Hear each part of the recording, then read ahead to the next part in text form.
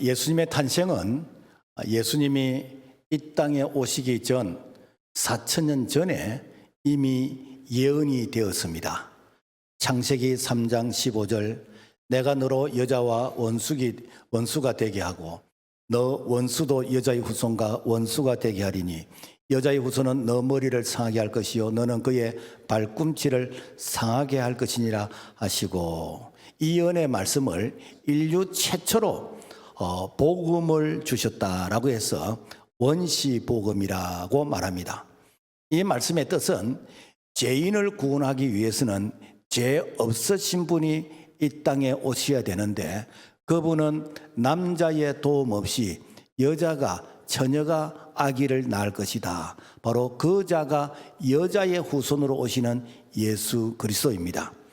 또 여자의 후손으로 오시는 분은 사탄의 머리를 상하게 하고, 그래서 사탄의 머리를 상하게 한다는 것은 바로 이 마귀 사탄을 이렇게 지배하게 되어지는, 그래서 우리를 죄에서 건져주시는 바로 이러한 사역을 하실 분이 예수 그리스도인데, 성경에 보면은 이게 뱀이 여자를 유혹하는 걸로 되어 있는데 뱀 자체가, 즉 생물학적으로 뱀 자체가 사탄이 아니라 사탄이 뱀을 이용을 해서 이렇게 하와를 유혹하게 되었고, 그리고 아담이 범죄하게 되었다라는 것입니다.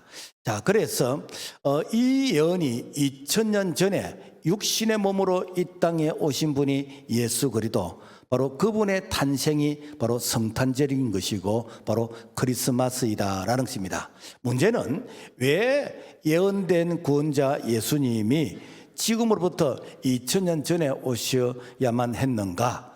좀 더 일찍 오시면 안 되겠는가? 그러니까 예언을 한 지 4,000년이 지났어야만 꼭 이렇게 오셔야 되는가? 아담의 시대에 오실 수도 있고 아브라함의 시대에 오실 수도 있고 이스라엘 백성이 애굽에 종살이 할 때도 오실 수 있고 다윗 왕의 시대도 올 수 있고 오실 수 있는 시대는 참 많았는데 왜 그 시대는 오지 아니하고 이렇게 4,000년이 지나서 지금부터 2,000년 전에 유대 땅 베들레헴 말구유에 오셔야만 됐는가? 그리고 탄생의 방법도 왕자의 모습으로 힘과 권력을 가진 자로 탄생하실 수 있었는데 그런데 왜 예수님께서 낮은 자의 그런 모습으로 오셨는가?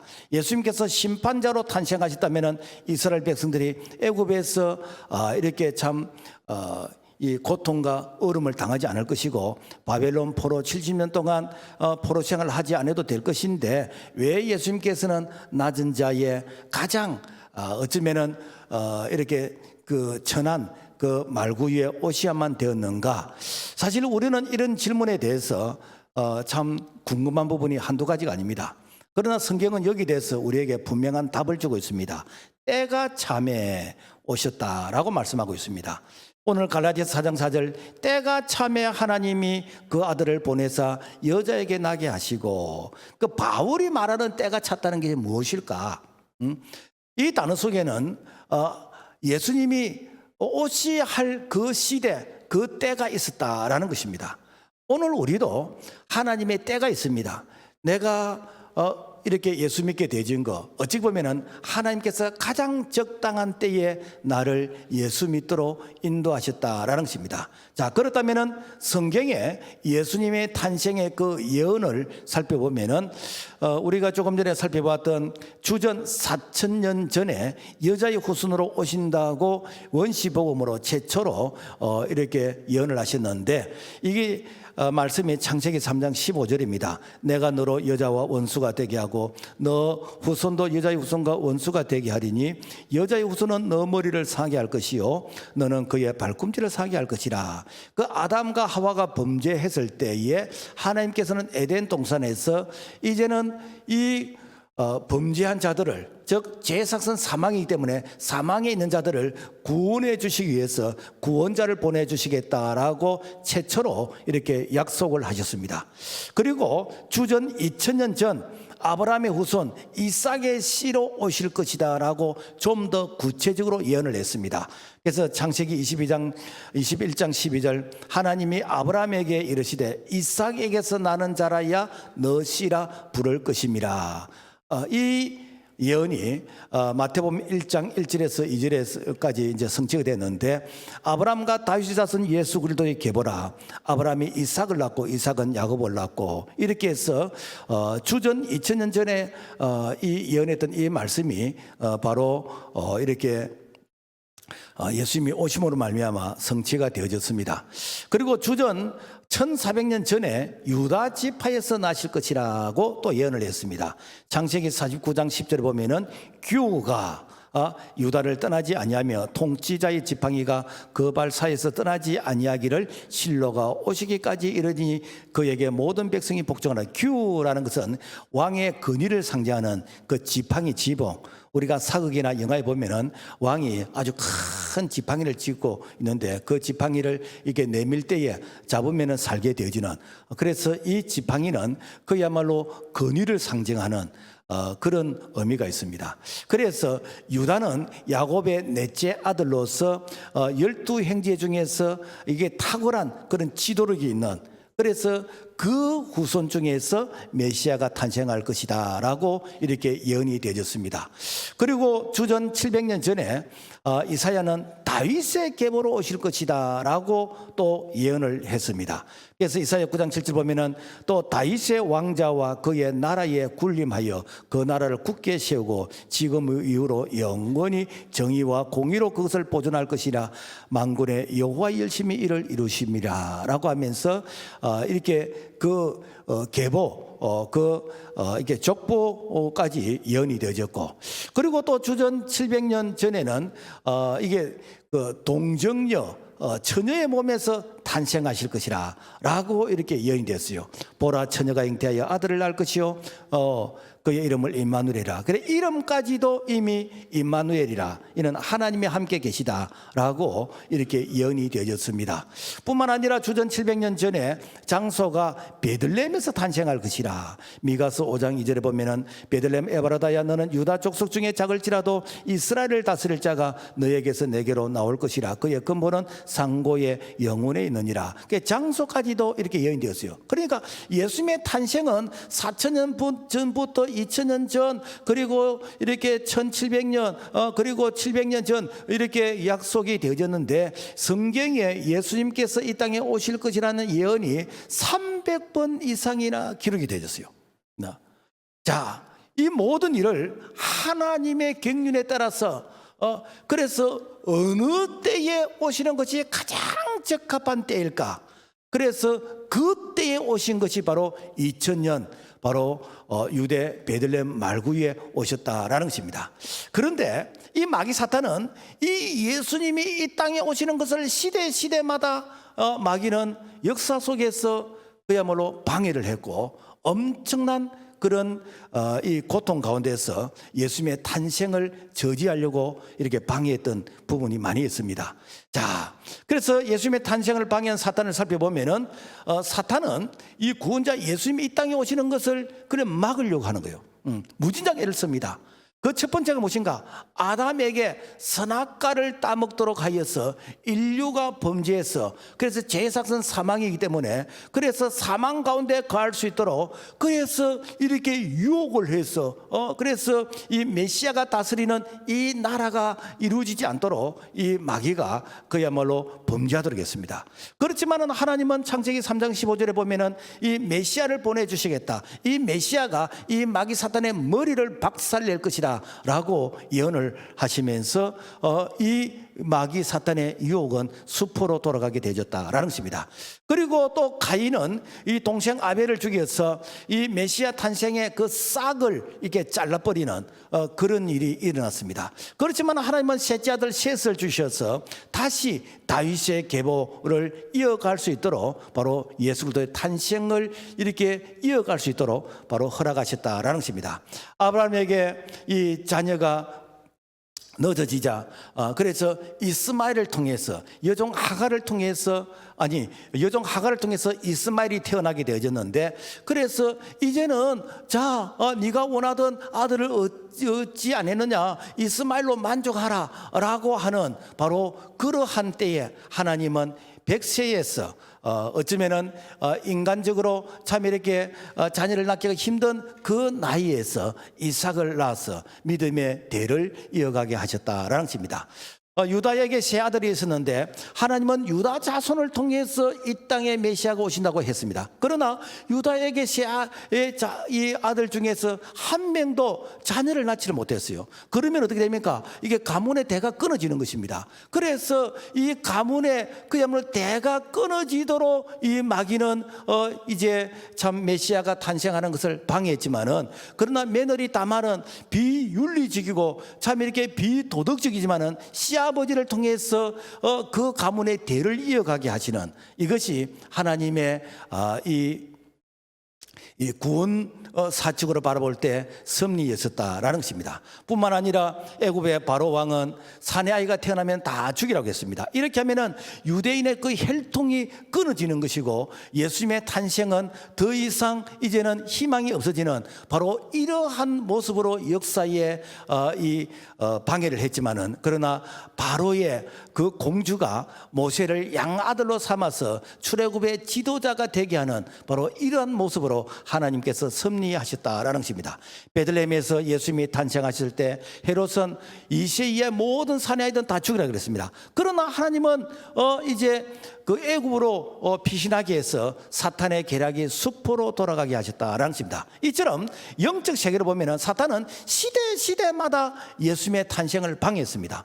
그렇다면 오늘날 내가 예수를 믿게 되는 것이, 이것이 순탄치 않은 것은 내가 예수 믿게 되지면은 우리 가정이 복음화되는 것이고, 우리 가정이 복음화되지면은 우리 자녀들이 예수를 믿게 될 것이고, 그 영향력이 엄청나게 크기 때문에, 그래서 예수님의 탄생을 방해했던 이 마귀 사탄은 오늘 우리가 예수 믿는 것도 끊임없이 방해하는 그런 세력의 모습으로 나타나고 있다라는 것입니다.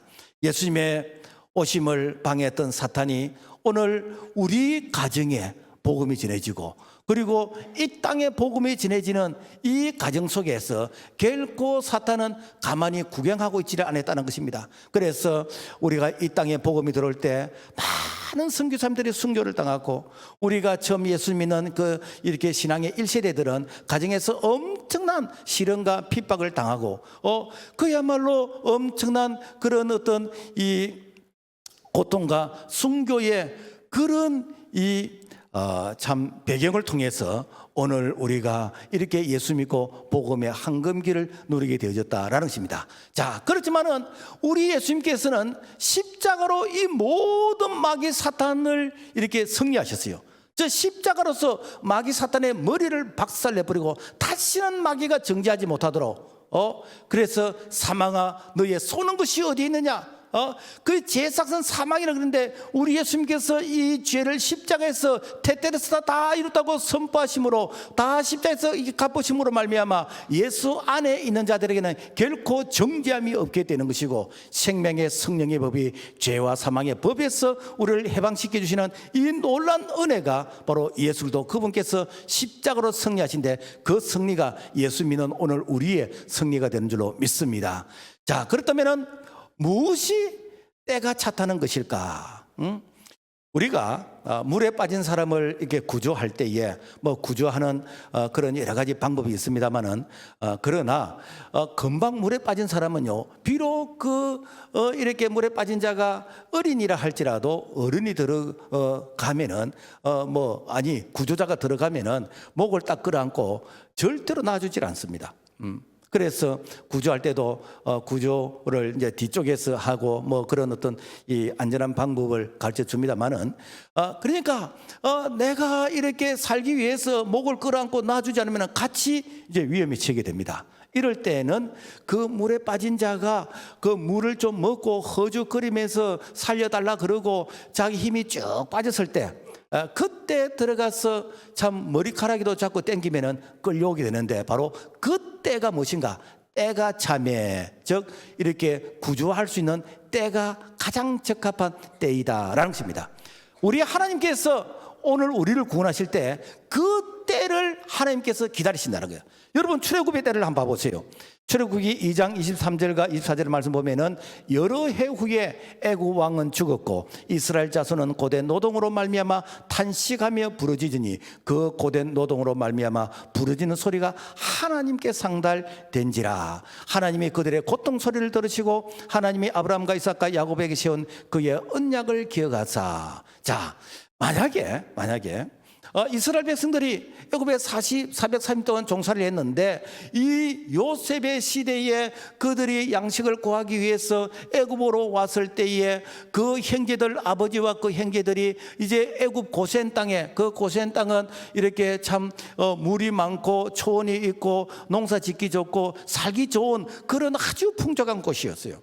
거기에서 그야말로 풍족하게 살아가는데 그 시대에 지도자가 나타나서 자, 우리 고향으로 가자, 우리 다시 이제 이스라엘 돌아가자 라고 하면은 여기가 좋는데 왜 고향으로 돌아가? 라고 하면서 따라갈 사람 별로 없었을 겁니다.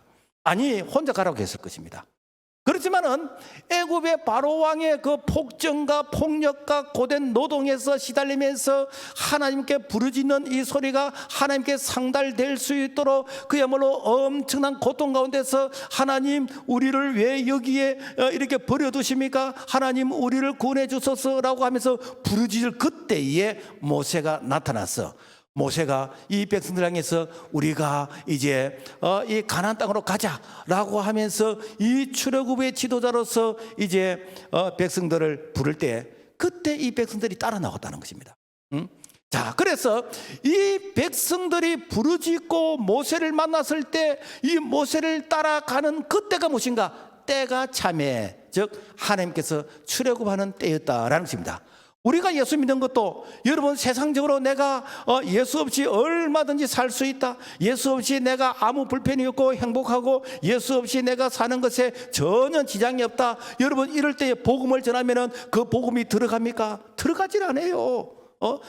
내 주먹을 믿으라 그러고 내 할아버지를 믿으라 그러고 그러면서 복음을 대적하는 것입니다. 그렇지만 우리가 그분들을 향해서 기도하고 그분들을 향해서 전도하면서 기도하면 어떤가? 복음이 들어갈 수 있는 그 틈을 만들어줘요. 그 틈이 무엇인가? 때예요.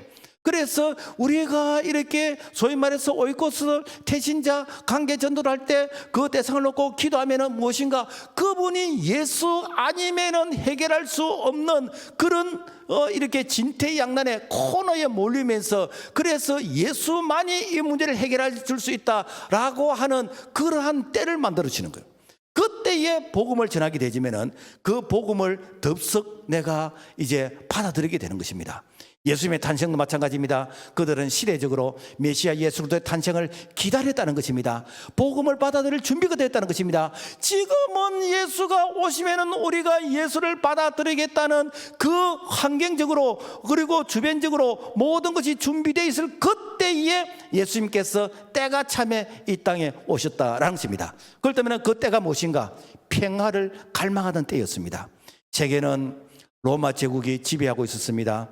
로마 제국이 지배하는 곳곳마다 약탈과 착지와 전쟁과 기아와 고통과 신음과 그야말로 노예로서 그래서 많은 사람들이 그야말로 지중해를 주변으로 해서 그들이 고통을 당하면서 와, 좀 평화가 있으면 좋겠다, 좀 평화가 있으면 좋겠다, 평화를 갈망하는 그 시대에 구원자 예수님이 평화의 왕으로 오셨어요. 누가복음 2장 10절에서 말씀 보면은 보라, 내가 온 백성에게 미칠 큰 기쁨의 좋은 소식을 너에게 전하라. 지극히 높은 곳에서는 하나님께 영광이요 땅에서는 기뻐하심을 입은 사람들 중에 평화의 왕으로 예수를 두고 오셨어요. 그래서 평화의 왕으로 오실 때에 그들이 예수님을 이렇게 만나기 위해서 인산인해를 누리면서 그들이 주님을 따르게 되는 것입니다. 오늘날도 내가 정말 행복하고 잘 살고 모든 것이 내가 완벽한 이런 때에 여러분 우리가 이렇게 기도하게 됩니까? 우리가 주님을 찾게 됩니까? 그러질 않아요.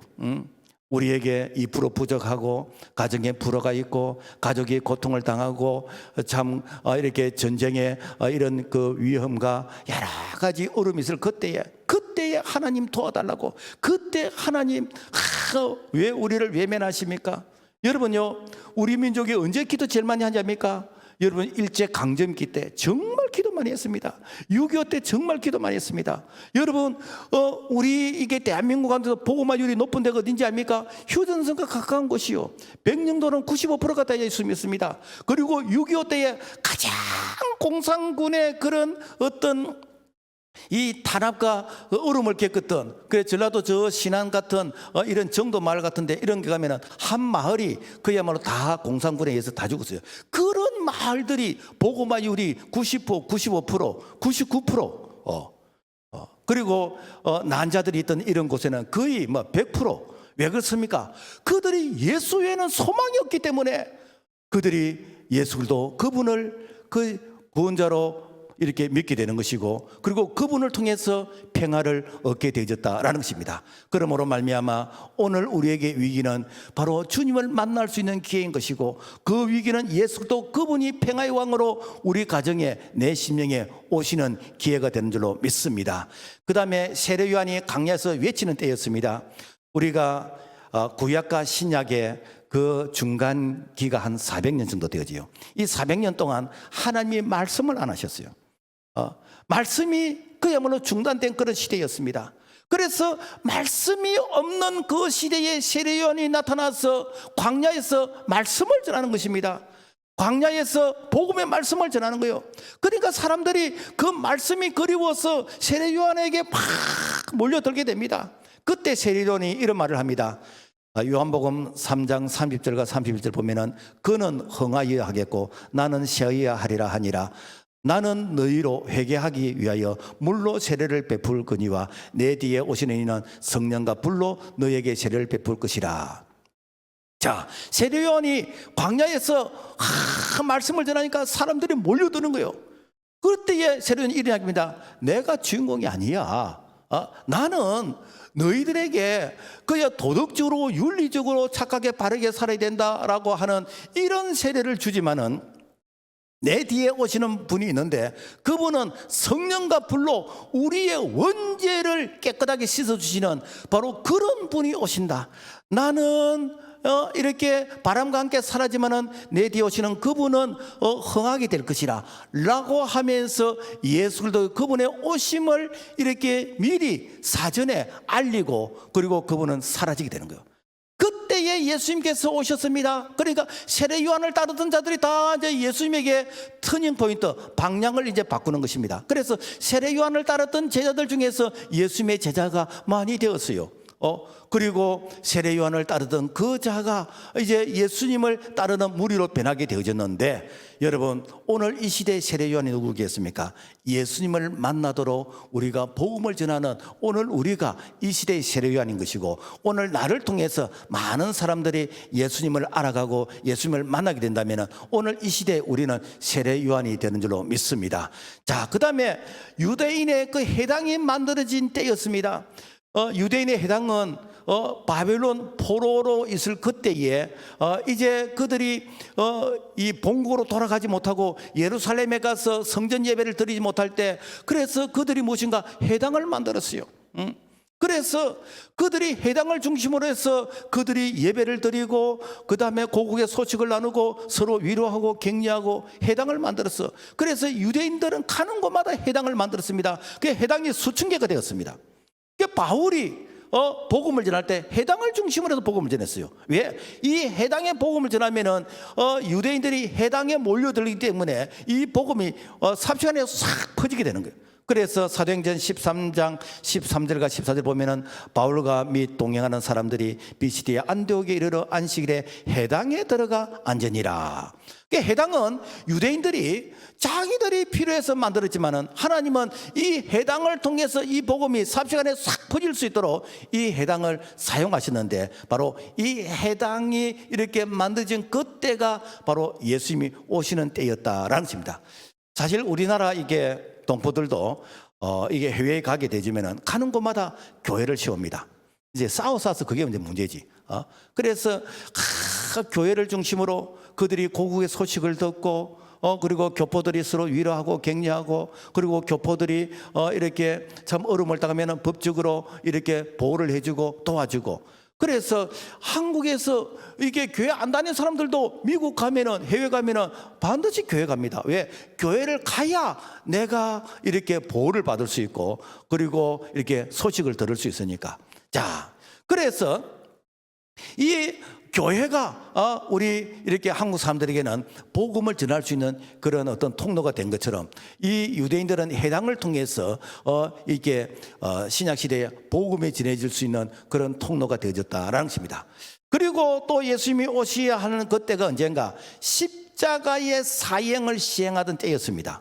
로마 제국이 주변 나라들을 이렇게 다 이렇게 정복을 하는데, 그런데 어느 나라를 가니까 와, 사람을 죽일 때에 아주 극악한 그런 시행을 하는데, 이것이 십자가에 매달아서 못을 박아 죽이더란 거예요. 그래서 로마인들이 와, 이거 우리 카피했으면 좋겠다, 이거 우리 도입했으면 좋겠다. 그래서 이 로마가 가장 이렇게 극악한 이 처형의 방법으로 십자가의 이 죽음, 바로 이 처형의 방법을 도입을 하게 됩니다. 자, 십자가는 인간이 어디까지 악해질 수 있는지, 인간이 가장 악해질 수 있는 그 극악한 그 방법이 무엇인가? 바로 십자가의 사인 것입니다. 하나님은 우리 인간의 죄가 얼마나 악한지, 그 악한 그 죄의 최고의 상징이 무엇인가? 바로 십자가의 죽음이라. 그래서 누가복음 23장 33절과 말씀 보면은 해골이라는 곳에 이르러 거기서 예수를 십자가에 못 박고, 십자가에 이 달린 자는 저주 아래 있는 자라라고 했습니다.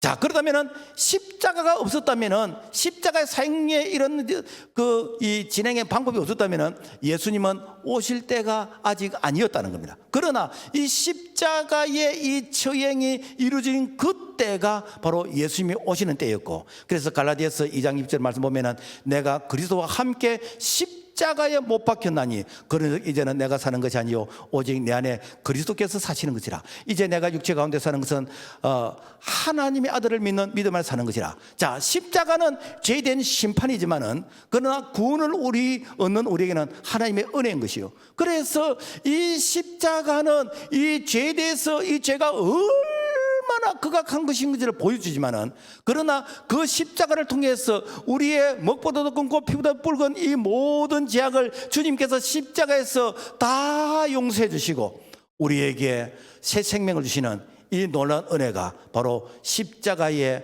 사랑과 은혜인 줄로 믿습니다. 그 다음에 모든 길이 로마로 통하는 바로 그런 때를 이용하셨다는 것이죠. 로마 제국은 주변 나라를 점령하고 그 점령지에서 또 쿠데타가 발생하면은 신속히 제압하기 위해서 마차가 달릴 수 있는 그 왕복 도로를 만드는데, 그때 만들었던 그 도로가 지금도 그대로 이렇게 이 차가 다니고 있어요.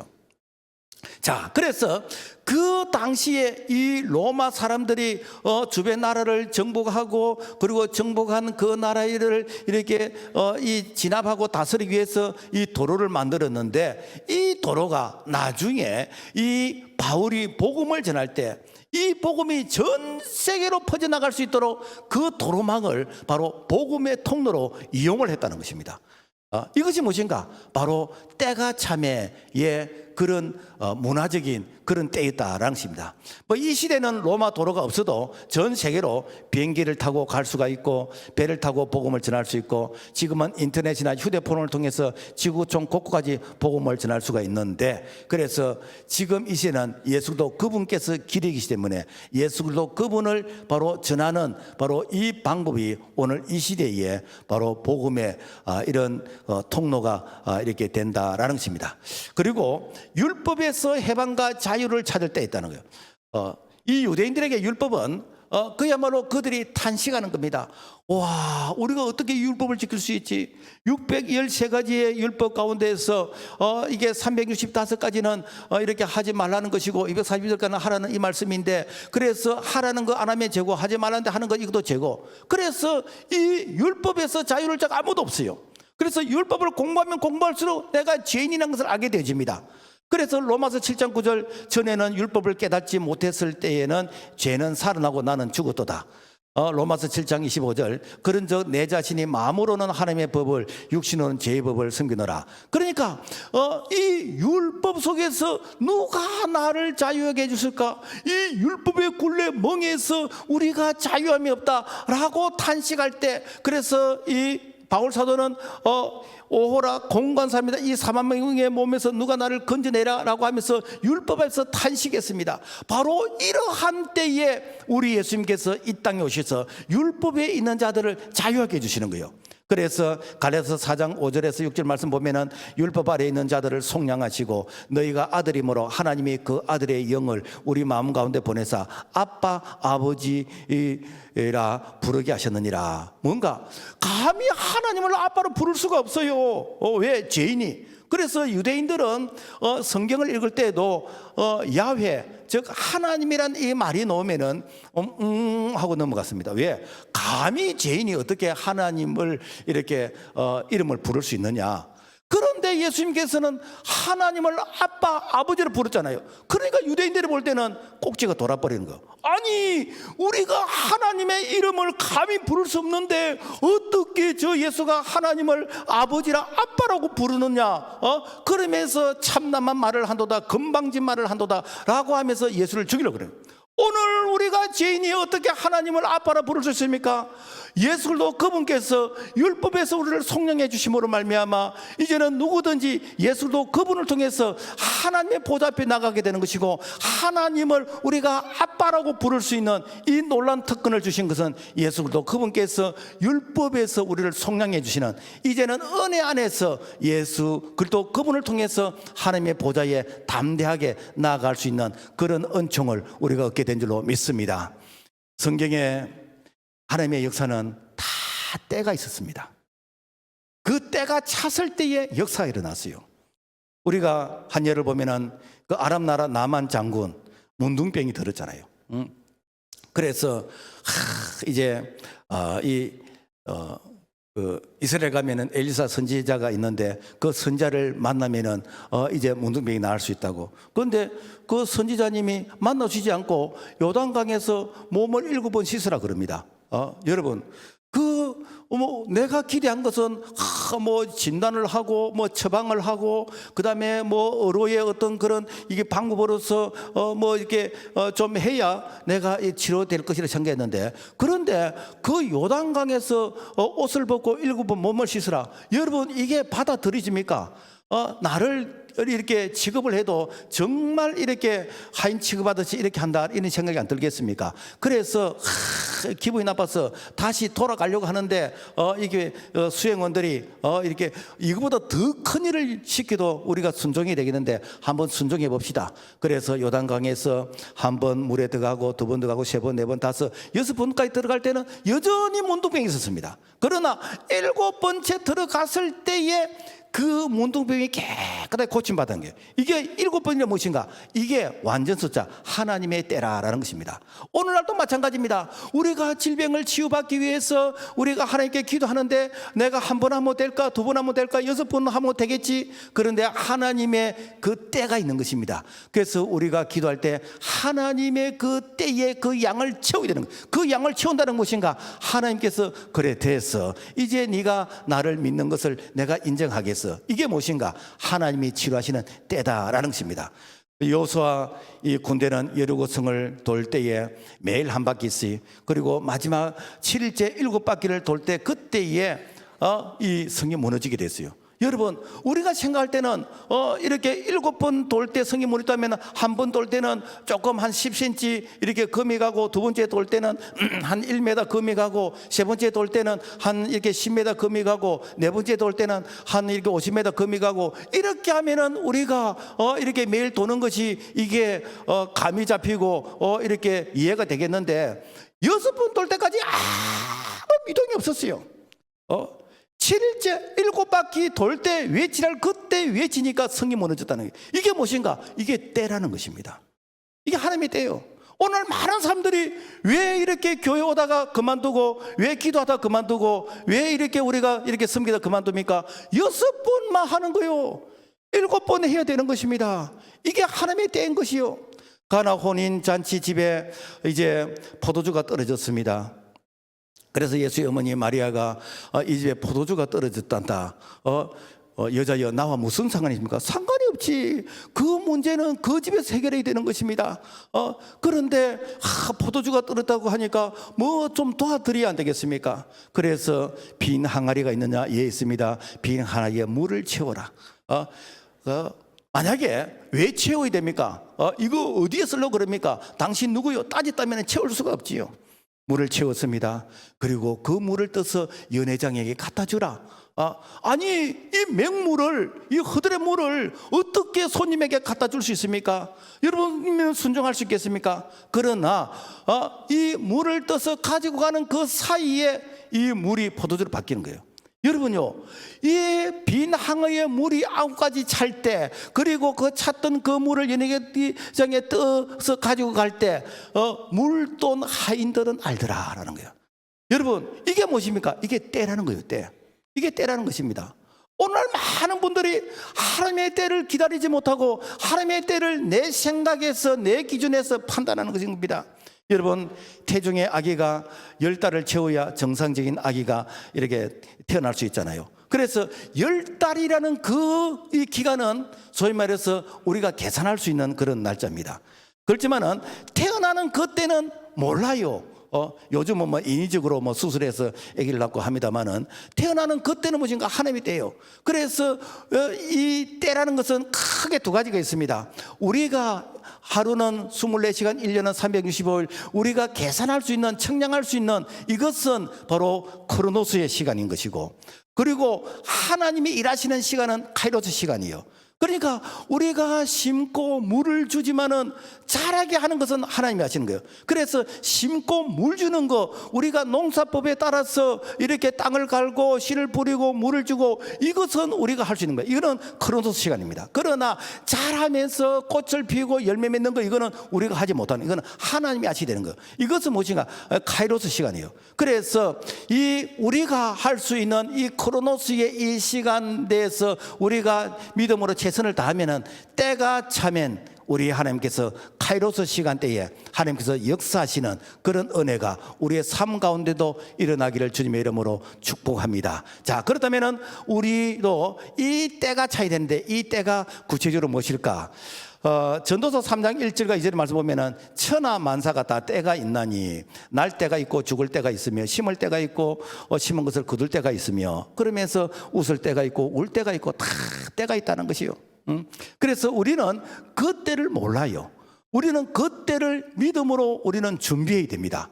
자, 여러분요, 우리가 기도할 때 내가 이 기도를 언제까지 해야 되는지, 내가 이 기도를 도대체 어느 정도 해야 되는지, 사실 이런 것을 우리가 감을 못 잡습니다. 그러나 성령께서 내 마음속에 기도의 소원을 주시고 기도하고자 하는 이런 열정을 주실 때, 여러분, 그것이 무엇인가? 기도의 양을 채우는 때예요. 우리 교회가 초기에 성도들이 참 기도를 많이 했어요. 초기에 성도들이 많지 않고 환경도 참 어려울 때, 그때는 이렇게 장의자에서 이 고난주간 때는 한 20명 정도가 그야말로 저녁에 기도하면서 이렇게 자고 그랬어요. 그런데 지나고 보면은 이 기도하는 이렇게 그 시간들이 기도의 양을 채우는 시간이 있어요. 그때 하나님께서 그야말로 1년에 100%씩 성장을 주셨습니다. 그런데 지금은 그렇게 기도를 안 해요. 그런데 여러분, 기도해야 됩니다. 기도의 양이 찰 때에 여러분요, 부흥이 일어나는 것입니다. 내가 개인적으로도 마찬가지입니다. 개인적으로 기도의 양을 채워야 됩니다. 기도의 양이 찰 때 능력이 임하게 되는 것이고, 기도의 양이 찰 때 응답이 나는 것이고, 기도의 양이 찰 때에 성령이 역사하시는 것입니다. 그래서 내가 이렇게 내 어떤 그런 기준에서 이 정도 못했지가 아니라, 정말 내가 기도에 참 이렇게 쉬는 그런 죄를 범하지 않겠다는 이런 마음으로 꾸준히 내가 경건의 그런 믿음의 생활을 할 때, 나도 모르게 어느 사이에 그 기도가 이루어져 있고, 나도 모르는 사이에 우리 하나님께서 내가 간구하는 그런 기도들이 다 응답되어 있는 그런 은혜를 우리 모두가 경험할 수 있기를 주의 이름으로 부탁을 드립니다. 우리가 말씀을 배우는 것도 마찬가지요. 여러분, 우리가 예수 믿고 구원받은 것이 끝이 아니에요. 여러분, 우리가 예수 믿고 구원받았지만은 하나님은 우리에게 말씀을 주셔서 이 말씀을 배우고 우리가 훈련받고 준비할 때 하나님께서 이 말씀을 통해서 우리를 능력의 도구로 쓰시는 거예요. 하나님께서 우리에게 일당백이 될 수 있도록 하나님이 우리를 사용하시는 것이요. 그런데 내 속에 말씀이 없으면은 하나님이 나를 쓰실 수가 없어요. 그냥 예수 믿고 구원받으면 끝나는 거지 내가 선한 영향력이 나타날 수 없다니까. 그래서 우리 교회에서는 이 말씀에 다양한 이런 프로그램이 있는데 내년에는 성경을 이렇게 우리 성도들에게 많이 소개를 했어. 그래서 우리가 성경을 볼 때는 전체 숲을 보고 그리고 숲 속에 또 어떤 나무가 있는지 이렇게 나무 한 그루 한 그루를 살피는 이제 이런 훈련을 해야 되는데 전체 숲을 보는 이 훈련이 무엇인가? 성경이요. 그래서 많은 분들이 성경 전체의 흐름이 어떻게 되어 있는지 여러분 성경을 통해서 많이 배울 수 있는 그런 기회가 되기를 바랍니다. 그래서 우리가 양이 차면은요 하나님이 우리를 쓰시는 거예요. 하나님이 우리를 더 크게 더 이렇게 참 많은 그런 능력자로 우리를 쓰시는 것이요. 뿐만 아니라 우리가 섬김과 헌신의 때가 있습니다. 묵묵히 섬기면은 때가 되면 위로를 해주시는 거예요. 주 안에 수고가 결단코 되지 않습니다. 여러분, 우리가 이렇게 섬기고 우리가 주의 이름으로 헌신하고 여러분 이런 것들이 헛될 줄 압니까? 반드시 우리 하나님께서 전대의 구멍을 막아주시고 또 하나님께서 때를 따라 위로해 주시는데 이럴 줄 알았더라면 내가 좀 더 많이 심을 걸, 이럴 줄 알았더라면 내가 좀 더 많이 헌신할 걸, 나중에 지나고 나서 하나님이 주시는 위로를 바라볼 때 이럴 줄 알았더라면 내가 그때 좀 더 많이 순종할 걸. 그것은 여러분요 준비한 자가 아닙니다. 준비한 자는 내 마음속에 감동이 올 때, 내 마음속에 선한 그런 욕심이 일어날 때 이게 성령이 주시는 말씀입니다. 그래서 죄를 짓는 거 아니면은요 여러분 내 마음에 선한 마음이 생기면은 여러분 순종해 보세요. 지나고 보면은 나는 참 이 정도밖에 안 했는데 하나님이 주는 위로는 엄청나게 크다는 것을 우리 모두가 경험할 수 있는 그런 참 준비한 자가 되기를 주의 이름으로 부탁을 드립니다. 지금은 은혜 받을 때인 것입니다. 은혜 받을 때 은혜 받아야 됩니다. 은혜 받아야 될 때 이 은혜를 받지 못하면 인생이 메말라집니다. 여러분, 왜 우리가 은혜를 받지 못합니까? 교만 때문 아닙니까? 나의 자존심 때문이 아닙니까? 나의 사사로운 감정 때문이 아닙니까? 여러분요 개인적으로는 이해가 되면 하나님의 뜻은 아닙니다. 우리 하나님은요 이 은혜가 임하는 이때의 은혜를 받지 못하면 그 인생이 메말라집니다. 마치 물 없는 저수지와 같습니다. 아무런 영향이 없습니다. 은혜의 생수가 마르면 심령이 여러분요 거칠어집니다. 별거 아닌데 이렇게 막 화를 내게 되는 것이고 뭐 부딪히면 마치 깨어질 것 같은 이런 모습이 되어집니다. 그래서 우리가 늘 평소에 이 은혜가 임하는 그런 장소, 소위 말해서 말씀을 이렇게 배우고 기도하고 우리가 예배하는 게 이렇게 다 뭡니까? 은혜가 임하는 그런 때 장소 아닙니까? 그 은혜의 때가 양이 차지 않는데 우리가 교회에서 무슨 직분을 받고 뭐 중직을 받고 그렇게 하면은 여러분 직분 받을 수는 있습니다. 그러나 내가 은혜가 없는 가운데서 이런 걸 받게 되면은 나도 불행하고 주변 사람도 불행하게 되지고 그래야 많은 사람들을 힘들게 만듭니다. 왜 그런가? 내 속에 은혜가 없기 때문에 흘러노는 것이 없어요. 에너지가 없습니다. 은혜는 준비하는 자에게 주어진 줄로 믿습니다. 말씀을 맺겠습니다. 성탄은 때가 찼을 때 우리 예수님이 오셨어요. 우리에게도 때가 찰 때 이 성탄의 축복이 옵니다. 그래서 이번 성탄절은 하나님의 때가 있다. 그 때를 우리가 알지 못하지만은 그러나 내가 성령의 감동에 따라서 내가 말씀의 순종함을 통해서 내가 묵묵하게 참 기도의 자를 지키고 내가 말씀을 참 이렇게 배우면서 내가 섬기면서 순종하게 될 때 우리 하나님 볼 때 그 숫자가 7이다. 그 숫자가 이제 7번이다. 라고 하는 그때에 우리 하나님께서 건강의 축복을 주시고 우리 하나님께서 영육간에 참 이렇게 평강의 복을 주시고 우리 하나님께서 내가 간구하는 그 기도가 다 응답되어지는 그런 은혜를 우리 모두가 경험할 수 있기를 주님의 이름으로 축복합니다. 하나님 아버지 감사합니다. 범사에 때가 있는데 우리는 그 때를 양을 채우지 못해서 우리는 조금 시작하다가 중단한 것이 한두 번이 아닙니다. 하나님의 7번의 양을 채울 수 있도록 우리에게 믿음을 주시고 순종하는 자 되게 도와주시고 깨어있는 자 되게 도와주시옵소서. 예수님 이름으로 기도합니다. 아멘.